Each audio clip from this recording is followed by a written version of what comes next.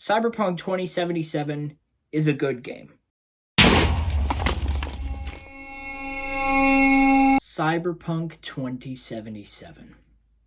It's a pretty controversial game, I'd say. If you take a look on Twitter, and if you're into gaming at all, I'm sure you've seen it.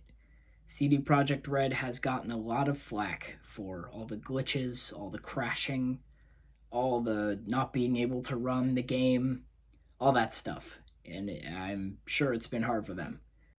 They also got hacked. Did you know that? That someone hacked CD Projekt Red. So, yeah. But today I want to take a look at the game.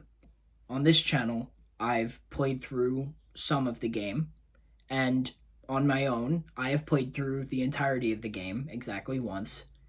And I'm here to tell you, in my humble opinion, it's a good game. I'd say it's a very good game, actually. He's too dangerous to be left alive. Now, before I address the things I liked about it, I will address the negatives. There is a lot of glitching. Absolutely, there's a lot of glitching. And I think for a big kind of open world game like this, there is going to be a lot of glitching. In a game like Fallout 4, you see a lot of glitching, you even see crashing. And it's no different for Cyberpunk 2077. You know, when you bump your car into the wall a little bit, the car will explode.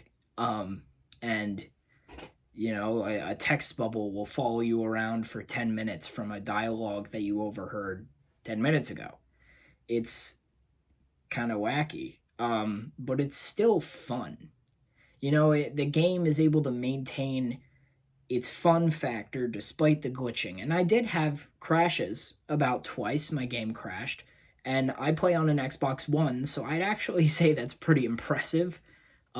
Because I don't know what some people were experiencing, but some people were reporting like not even being able to run the game and stuff like that. I don't know how much of that is legit or anything like that, because like I said, I played on an Xbox One and it ran just fine.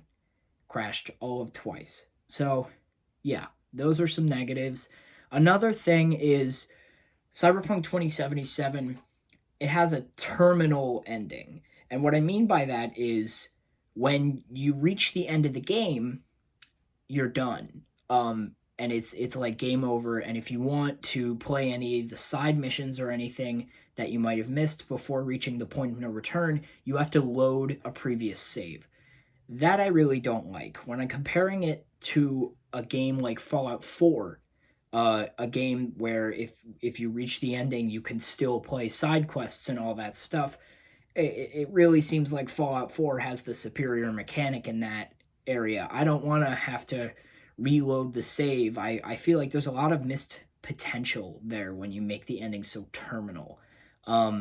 If we had allowed some endings that resulted in us like continuing to play the game, you could have seen some post-game material where you're now this legend in Night City and you're roaming the streets like the big boss that you are and stuff like that, and you get to play through kind of that perspective as well. I think there's a lot of missed potential regarding how terminal the ending is. And another thing regarding the ending and glitches as well, the endings, there are multiple endings, and you can reach whatever ending your actions bring you towards, and there are several different ones. So when I played through and I reached the ending that my actions had led me towards, I came to a crossroads. I had two options, and I won't spoil anything about what those endings are like. But I reached a crossroads, and with the dialogue options, I was supposed to be able to choose between, what did I want to do? But I didn't get to make that choice because my D-pad wouldn't work. It wouldn't scroll through the options. And so initially I thought that was a problem with my controller, even though I hadn't had problems with it before. So I just pressed A, I could only press the first dialogue option. And so I just kind of went with that ending that I was forced to do. And then I reloaded a past save and I went into some dialogue options and I could scroll through them again. So towards the end of the game, it kind of seems like they got a little sloppy, and I could only choose one ending. I'm not sure if that's true for any of the other like forks in the road for other endings, other options, but that was my experience, and it was pretty sucky. I'd say that sucked.